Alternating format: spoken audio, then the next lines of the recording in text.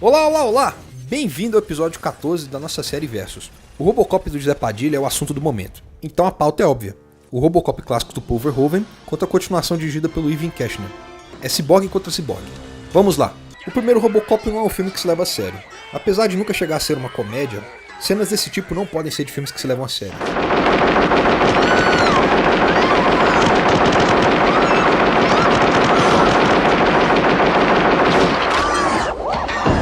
Verhoeven sabia que o conceito de um policial robótico era meio ridículo, então ele faz de propósito com que o personagem tenha suas peculiaridades, como, por exemplo, o Robocop ser lerdão.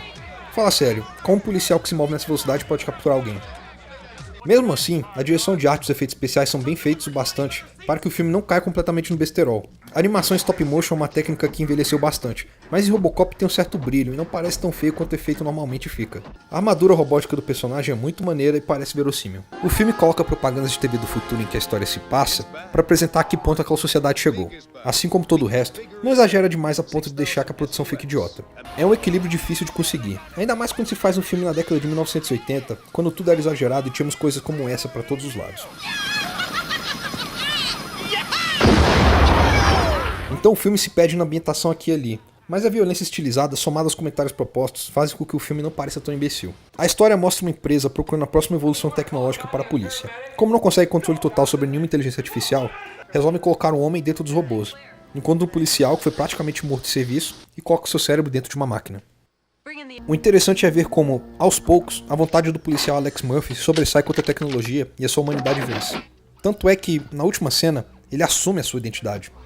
Nice shooting, son. What's your name? Murphy. No meio disso tudo, críticas ao corporativismo e à perda da humanidade dentro de processos burocráticos. É um clássico inquestionável. Rendeu muito dinheiro e obviamente acabou ganhando uma continuação. Então veio a brilhante ideia de chamar o Frank Miller para roteirizar as duas sequências. O famoso escritor de quadrinhos aceitou e teve seus dois roteiros completamente destruídos pelo estúdio. A situação foi tão traumática para Miller que o autor prometeu nunca mais trabalhar com cinema em sua vida. Infelizmente, ele não cumpriu a promessa.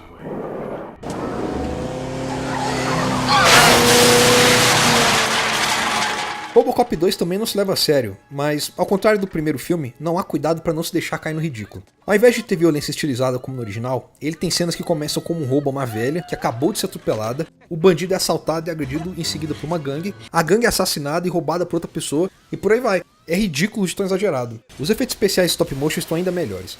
Mas por que diabos alguém escolheu colocar a armadura do Robocop azul? Ele tinha uma cor metálica e agora ele é azul. As propagandas de TV voltam a se dar as caras. Mas ao invés de serem cuidadosas e não extrapolar a realidade, elas mostram um sistema de alarme que mata o assaltante. Com direito à participação do pai do Lex Luthor. Além disso, temos uma usina nuclear explodindo na Amazônia e um bloqueador solar fator 5000. Se havia algum cuidado com o equilíbrio entre exagero e verossimilhança, ele foi jogado pela janela. Ainda assim, o filme tem coisas interessantes. Tem uma ótima cena de Murphy se despedindo de sua esposa, e a ideia de um vilão Robocop também não é ruim. Existe uma cena muito interessante do herói sendo derrotado, seguida de uma discussão se ele pode ou não sentir dor. O problema é que esse filme trata tudo isso da forma mais imbecil possível. O vilão tem um assistente criança, um pequeno e exagerado psicopata de uns 10 anos de idade. A sequência dos possíveis Robocop 2 mostra dois robôs suicidas, com direito a dois matando gente. Por algum motivo, o cientista do ACP não consegue criar robôs com programação de segurança.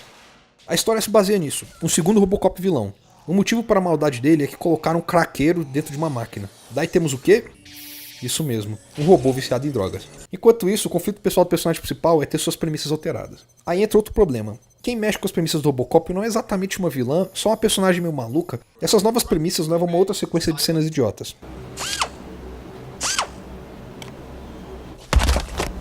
I'm having trouble. Esse conflito é resolvido com mais ou menos 20 minutos de filme. O desenvolvimento é largado no meio. Mas ei, Robocop 2 ainda tem muitas coisas que funcionam, e por isso não é um desastre total. Principalmente se colocado em comparação com o terceiro. Olha só.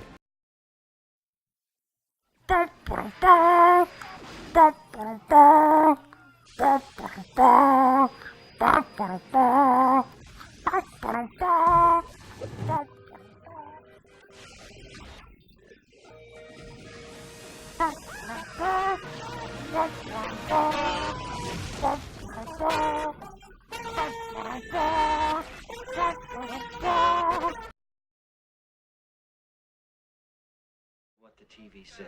This is your home, you hear me? Now you're safe here. I came in like a wrecking ball. I never. Eu bebo sim, estou vivendo. Tem gente que não bebe, está morrendo. Eu bebo sim, eu bebo sim.